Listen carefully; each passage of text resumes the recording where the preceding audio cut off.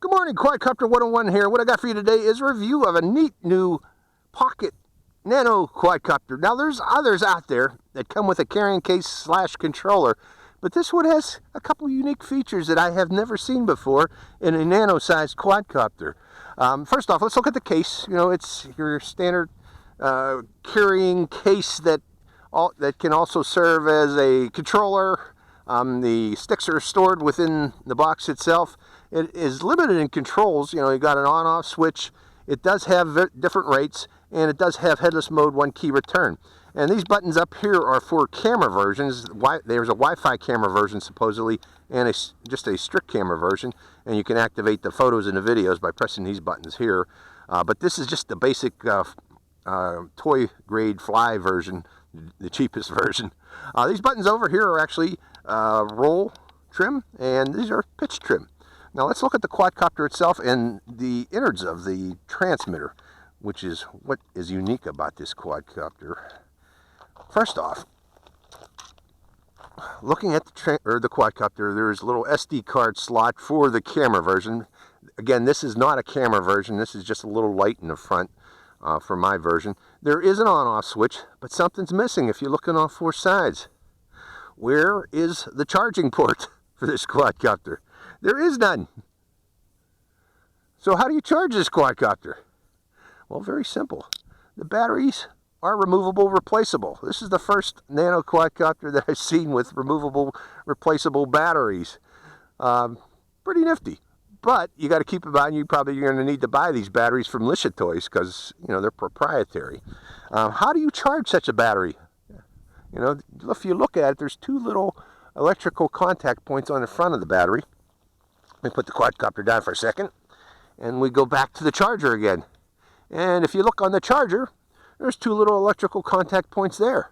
So what you would think is this just merely slides in, and that activates the charger, especially if if you turn it on. But we are not going to charge it using the battery of this charger. How you charge it is it comes with this cable that plugs in to the controller slash carrying case, and that's where the power comes to charge this battery. Now, another thing, if you look closely, where do you put in the AA batteries or the AAA batteries? Well, there is none. Well, how do you power this thing? This controller has a built-in 80 milliamp hour LiPo battery, so there is no need to provide AA batteries or AAA batteries for it. When you plug in that charger cable, that will charge both your quadcopter battery, and that'll be indicated by the little red light down here, and the controller battery, which is indicated by this little white light on top. So, in effect, that charges two batteries at the same time when you plug in that little battery. Okay, let's pull out our control sticks and place them in their respective positions where they're supposed to be from their storage spot. Closing up the door, and let's put the battery back in the little micro quadcopter or nano quadcopter.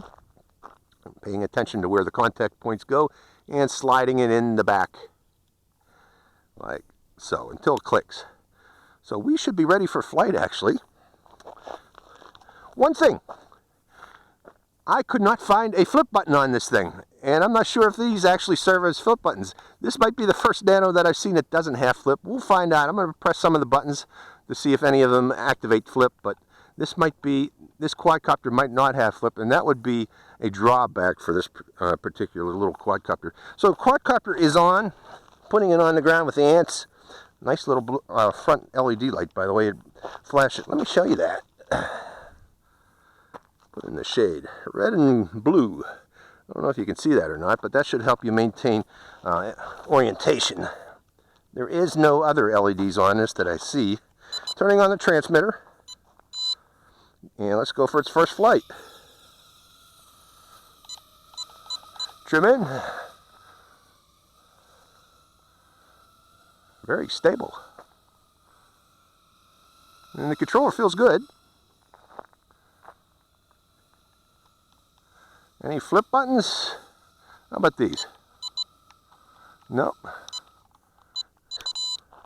Oh, we lost signal there. I don't know what happened there.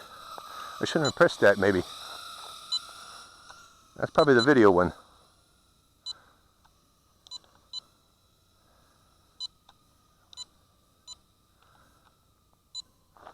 Going to higher rate. And I'm going to land it for a second and restart because I don't know what that beeping is. That's probably for the camera warning, but I can't turn it off. Okay. Actually, maybe I actually accidentally hit headless mode. Okay, the quadcopter's pointing in that direction. Let's go to higher rate.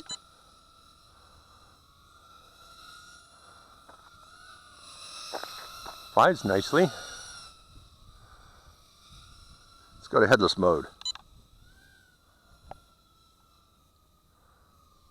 Headless mode's working. Is there a one key return? Let's hold that button down and see what happens.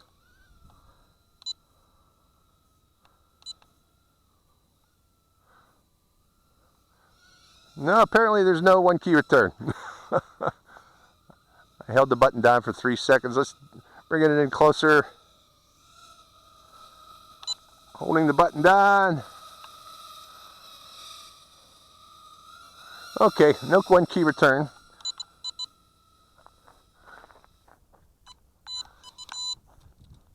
I hit the third rate and it started to climb.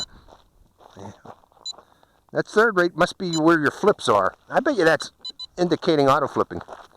We're going to take off while it's in that rate and see what happens.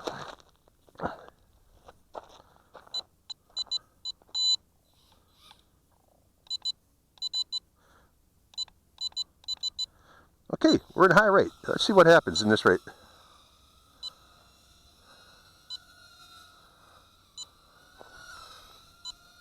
Well, nothing. just more aggressive.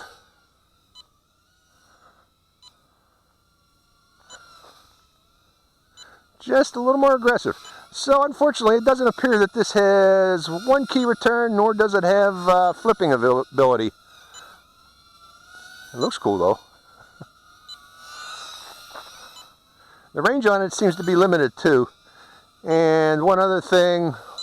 What happens if you lose transmitting reception? 1, 1002, 1003, 1004. 4 seconds it will drop. That's for test is for the. This is what fella says I'm doing testing of what do you call it? Flyaway wrong, that I should have it at full power, but I put it at hover for him. So okay, let's put it back on the ground again. Take off. Rebind or turning the transmitter back on. Rebinding. Taking off. So, oh no, very gentle quadcopter, by the way. Should be good for beginners to learn to fly.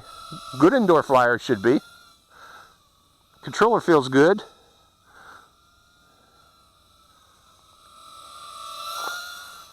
Controller feels real good actually in my hand, the way I'm holding it.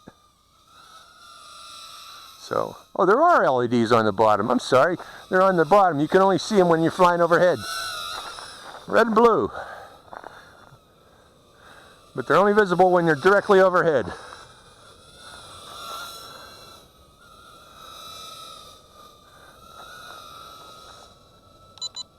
One intermediate rate, give it a little more zip. We're going to leave it at intermediate rate because that seems to be the best rate for this. For maneuverability. You can fly this indoors relatively well because I'm doing figure eights very easily with it. Here's another jet flying overhead. There's been a lot of jets flying overhead today. I don't know what's up. He's up there. I don't know if you see him up there. Good 6,000, 7,000 feet over my head. Reaching the base of the clouds. I hear a second one flying overhead. He's up there also, about the same altitude. Out here.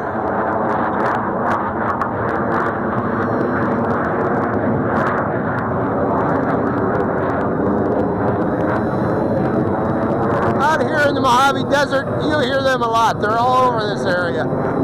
So keep that in mind if you come out to the Mojave on weekdays, you're like, or even Death Valley. There's this one place in Death Valley called Father Crowley Point. Apparently they use that as a waypoint for low-level runs. If you want to see a jet fly over your head about 100 feet above you, go look for a place called Father Crowley Point. It's pretty neat. Okay, that's the flight of the Lishitoys L6058. Nifty little quadcopter. The only thing I don't like about it is it doesn't come with the flippability. It doesn't appear to have a flippability. I wish it did. It doesn't have one key return either, but that's no big loss. But I did miss the flipping ability of this. But if you're a beginner, this is a good indoor-outdoor quadcopter. It seemed to fly okay. I have a slight breeze flying here, and didn't seem to mind the breeze too much, especially at intermediate rate. So, all in all, it's an okay quadcopter. Hope you enjoyed this flight. This is Quadcopter 101. Let me get a thumbnail. Signing out.